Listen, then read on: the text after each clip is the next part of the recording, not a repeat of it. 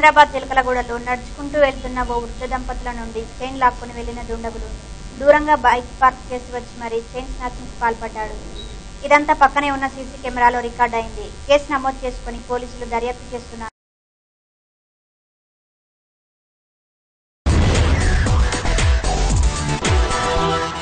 హైదరాబాద్ చందానగర్ లో 4 బాలికలు అదృశ్యమయ్యారు. స్వప్న, పద్మ, రేణుక, కావేరి అనే బాలికలు 5 రోజులుగా కనిపించట్లేరని బాధితుల తల్లిదండ్రులు ఆలస్యంగా పోలీస్ స్టేషన్ లో ఫిర్యాదు చేయగా ఈ కేసు వెలుగులోకి వచ్చింది. కేసు నమోదు చేసుకున్న చందానగర్ పోలీసులు దర్యాప్తు చేపట్టారు. వీళ్ళు ఈ అమ్మాయి స్వప్న అనే అమ్మాయి ఇక్కడ ఒక ఇంట్లో పనిచేస్తుంది. ఆ అమ్మాయికి ఏంటంటే అమ్మాయి తీయడం డబ్బులు అమ్మాయి దగ్గర. వీళ్ళందరూ కూడా ఒకటే బంధువు పిల్లలు. వీళ్ళందరూ కలిసి అమ్మాయితో కలిసి ఆడుకోవడానికి బయటకు వెళ్లారు. నైట్ 8 o'clock వాళ్ళు ఇంటికి రాకపోతే అప్పుడు కంప్లైంట్ ఇచ్చారు. పోలీసు కంప్లైంట్ ఇస్తే ఇమీడియట్ గా ఎఫ్ఐఆర్ చేసినాము. అన్ని పోలీస్ స్టేషన్ మెసేజ్ ఇచ్చినాము. మెయిన్ కంట్రోల్ మెసేజ్ చేసినాము. తర్వాత టీమ్స్ కూడా ఫామ్ చేసినాము. Railway station, bus stands regular process ప్రకారం అన్ని ప్రయత్నాలు చేస్తున్నాం. వీళ్ళని తొందరలో ఎక్కడ సరే పట్టుకొస్తాం. హైదరాబాద్ సీఎం క్యాంప్ కార్యాలయం వద్ద 2 విద్యార్థులు టవర్ ఎక్కి దూకుతామని బెదిరించారు. వరంగల్ జిల్లా భూపాల్పల్లికి చెందిన విద్యార్థులు నిరసన చేశారు. ఏఈఓ పోస్టులకు వృత్తి విద్యా కోర్సులను అనుమతించాలని డిమాండ్ చేశారు. విద్యార్థులు అధికారులతో మాట్లాడి సమస్యను పరిష్కరించారు. బీసీ సంక్షేమ సంఘం జాతీయ అధ్యక్షుడు ఆర్ కృష్ణయ్య టవర్ దిగిన విద్యార్థులను పోలీసులు స్టేషన్ కు తరలించారు. ఖాళీగా ఉన్న 2 లక్షల ఉద్యోగాలను భర్తీ చేయాలన్నారు ఆర్ కృష్ణయ్య. వాళ్ళకి ఇవ్వాల్సిన అవసరం ఉంది. వీళ్ళకు ఓరియంటేషన్ ఇదేం పెద్ద ఆఫీసర్ పోస్ట్ కాదు, రీసెర్చ్ పోస్ట్ కాదు. Just it is a junior assistant కంటే కొద్దిగా ఎక్కువ పోస్ట్ అంతే. Senior assistant rank post. Intermediate చదివినారు. ఆ కోర్సు రిలవెంట్ కోర్సు అది. కాబట్టి వెంటనే ప్రభుత్వం స్పందించాలని చెప్తే పార్థసారథి గారు నేను ఇప్పుడే ఉన్న మా సంబంధిత అధికారులతో మాట్లాడతాం. దీని మీద 2 సార్లు మీటింగ్ అయింది. మేము దీని మీద ఒక చర్య తీసుకుంటామని ఇప్పుడే హామీ ఇచ్చాడు. 10 రోజుల టూర్ కోసం అమెరికా వెళ్లారు మంత్రి కేటీఆర్. రాష్ట్రంలో పెట్టుబడులే టార్గెట్ గా ఐటీ, ఫార్మా రంగాల పారిశ్రామికవేత్తలతో మంత్రి చర్చలు జరపనున్నారు. కేటీఆర్ తో పాటు ఉన్నతాధికారులు కూడా యుఎస్ వెళ్లారు.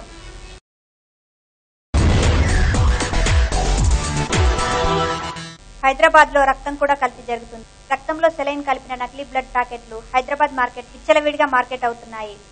బ్లడ్ బ్యాంకుల నుంచి రక్తం సేకరించి అందులో కల్తీ రక్తం కలుపుతూ రోగులకు అమ్ముకుంటున్న ఉదంతం వెలుగు చూసింది.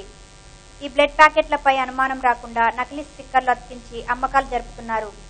ఇదంతా సుల్తాన్ బజార్లోని ప్రభుత్వ ఆసుపత్రిలో జరుగుతుంది. ఆ హాస్పిటల్లో ల్యాబ్ టెక్నీషియన్ గా పనిచేస్తున్న అవుట్ సోర్సింగ్ ఉద్యోగి నరేందర్ ఈ దందాకు తెరలేపారు. సుల్తాన్ బజార్ ఆసుపత్రికి వచ్చే రోగులకు ప్రభుత్వమే బ్లడ్ బ్యాంకుల ద్వారా ఉచిత రక్తాన్ని అందిస్తుంది. రక్తం అందుబాటులో లేనప్పుడు రోగుల నుంచి డబ్బులు వసూలు చేసి ప్రైవేట్ బ్లడ్ బ్యాంకుల నుంచి కొనుగోలు చేస్తుంటారు. దీనిని ఆసరాగా తీసుకున్న నరేందర్ దాతల నుంచి బ్లడ్ బ్యాంకులకు వచ్చే రక్తంలో సెలైన్ కలిపి నకిలీ రక్తం ప్యాకెట్లను తయారు చేస్తాడు.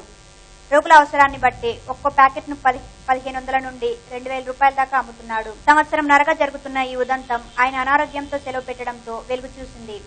కొత్తగా వచ్చిన మరో ల్యాబ్ టెక్నీషియన్ డ్రగ్ కంట్రోల్ అధికారులకు సమాచారం ఇవ్వడంతో నరేందర్ ఇంటికి వెళ్లగా అతడు పారిపోయాడు.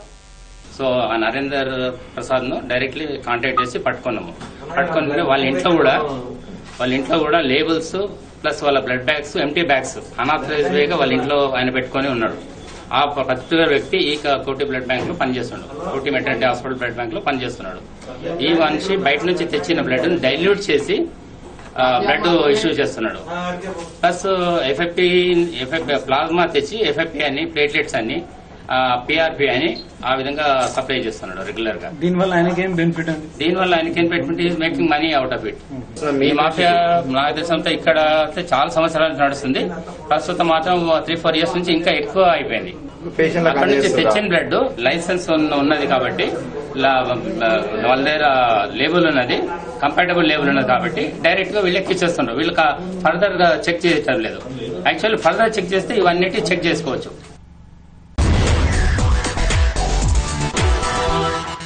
నల్గొండ జిల్లా నాగార్జున సాగర్ పుష్కర ఘాట్లకు మంత్రి హరీష్ రావు, జగదీష్ రెడ్డి శంకుస్థాపన చేశారు.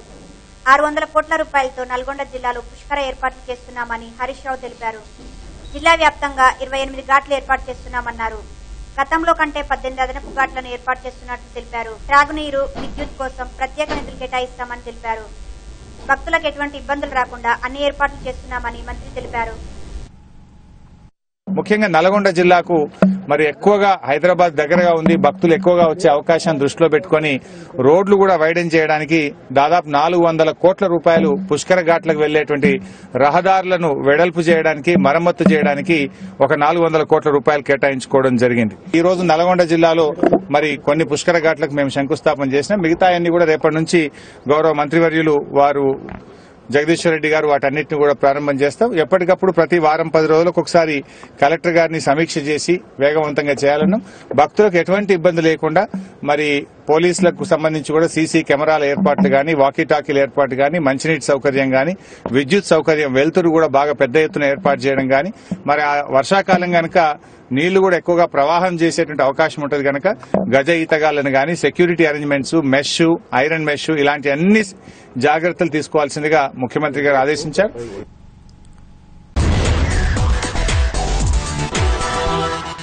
మహబూబ్ నగర్ లో మంత్రి హరీష్ రావు ఈ రోజు పర్యటించి పలు అభివృద్ది పనులకు శంకుస్థాపన చేశారు. అచ్చంపేట మండలం మన్నెవారిగూడెంలో నిర్మిస్తున్న ఎస్ఎల్బీసీ సొరంగ మార్గాన్ని సందర్శించారు. అభివృద్ది పనులపై అధికారులను అడిగి తెలుసుకున్నారు. ఇప్పటి వరకు 11 కిలోమీటర్ల మేర సొరంగ మార్గం పూర్తయిందని, ఇంకా 9 కిలోమీటర్ల మేర పనులు జరగనున్నాయని మంత్రి వెల్లడించారు. అనంతరం జిల్లాలో జరుగుతున్న మిషన్ కాకతీయ, భగీరథ పనులను పరిశీలించారు. ఏ విషయం చంద్రబాబుకు తెలంగాణలోని ప్రాజెక్టుల గురించి మాట్లాడే అర్హత లేదన్నారు. ప్రాజెక్టులను అడ్డుకుంటే సహించేది లేదని గట్టి సమాధానం చెప్తామని అన్నారు.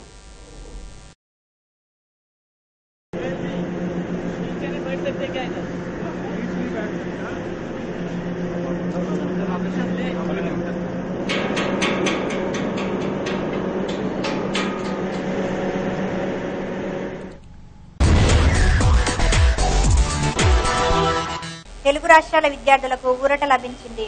వణికిస్తున్న నీట్ పరీక్ష వాయిదా పడింది. ఈ మేరకు కేంద్ర ప్రభుత్వం నిర్ణయం తీసుకుంది. అందుకోసం ప్రత్యేక ఆర్డినెన్స్ జారీ చేసింది. దీంతో మెడికల్, డెంటల్ సీట్లకు ఆయా రాష్ట్రాల పరిధిలోనే అడ్మిషన్లు జరగనున్నాయి. కేంద్ర ప్రభుత్వ ప్రైవేట్ మేనేజ్మెంట్ సీట్లకు మాత్రం నీట్ ద్వారానే అడ్మిషన్లు జరగనున్నాయి.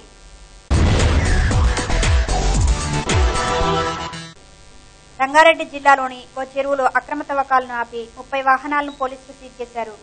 మేడ్చల్ మండలం నూతన్కల్ దవాలాపూర్ చెరువులో అక్రమంగా తవ్వకాలు జరుపుతున్నట్లు పోలీసులకు గ్రామస్తులు సమాచారం ఇచ్చారు. దీంతో పోలీసులు అక్కడికి చేరుకుని విచారణ జరిపారు. ఎలాంటి అనుమతులు లేకుండా అక్రమంగా తవ్వకాలు జరుపుతున్నట్లు నిర్ధారించి ట్రాక్టర్లను, జేసీబీలను సీజ్ చేశారు. ఈ విషయంపై గ్రామస్తులు రెవెన్యూ అధికారులకు ఫిర్యాదు చేసినప్పటికీ పట్టించుకోలేదని తెలిపారు.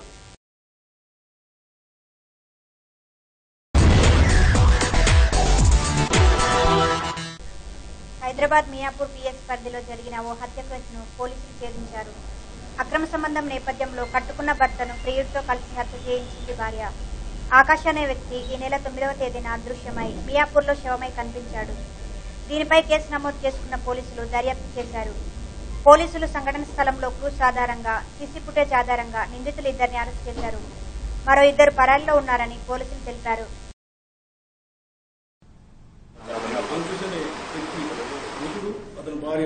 అంబిక చనిపోవడానికి 2 రోజుల క్రితం 2 డేస్ ముందనగా 7వ తారీఖు నాడు డైగూరు నుంచి బతుకు తెరుగు నుంచి వాళ్ళ చిన్నాన్న బాబు దగ్గరికి వచ్చినాము.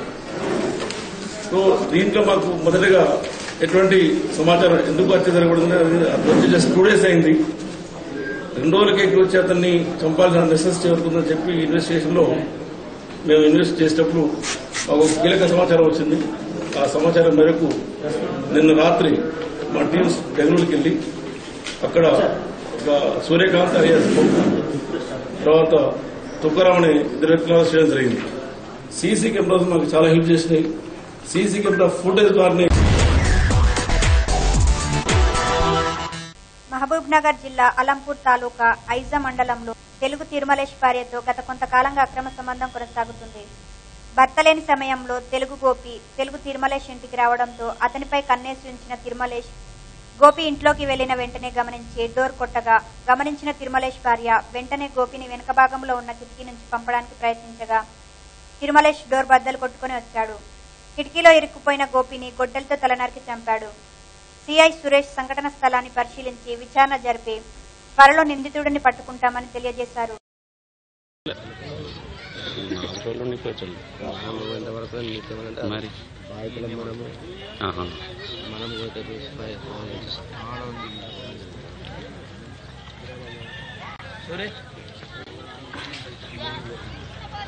మలేష్ ఒక పాత్ర ఎంతవరకు ఎవరు చేసి ఉంటారు అనేటటువంటి అన్ని విధాలుగా దర్యాప్తు చేసి కేసు డిటెక్ట్ చేయడం జరుగుతుంది.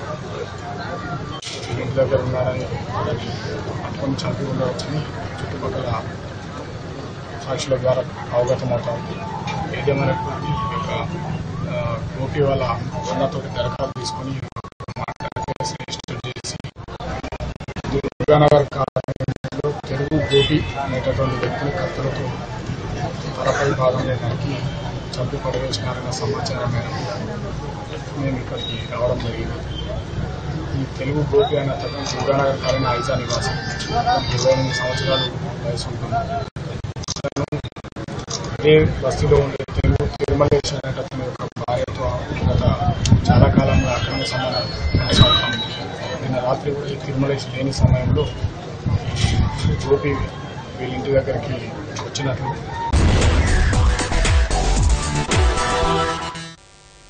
ఎవరెస్ట్ ను అధిరోహించిన ట్రాన్సెండ్ అడ్వెంచర్ గ్రూప్ సభ్యులు. ఎవరెస్ట్ ను అధిరోహించిన ఆదిలాబాద్ కు చెందిన ఏఎస్పీ జిఆర్ రాధిక. దక్షిణ భారతదేశం నుంచి ఎవరెస్ట్ ను అధిరోహించిన మొదటి పోలీసు అధికారిని రాధిక. ఎవరెస్ట్ ను అధిరోహించిన నల్గొండ జిల్లా నకరేకల్ మండలం మంగళపల్లి వాసి శేఖర్ బాబు. పుణేకు చెందిన వికలాంగ అధికారి అశోక్ మున్నే కూడా ఎవరెస్ట్ శిఖరాన్ని అధిరోహించారు.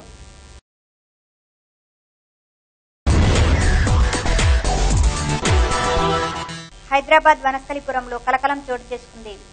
స్థానిక రైతు బజార్ సమీపంలోని ఓ పార్కులో 3 అడవి పందులు చొరబడ్డాయి. పందులను చూసిన స్థానికులు భయంతో కేకలు పెడుతూ పరుగులు తీశారు.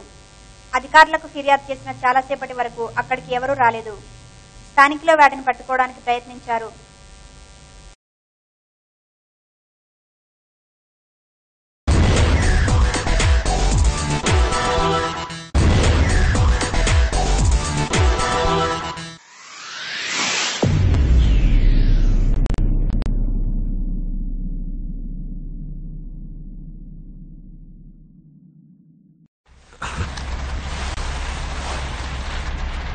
అరే ఇది మనం మొదటి డేట్ రోజు చూసిన సినిమాయే కదా.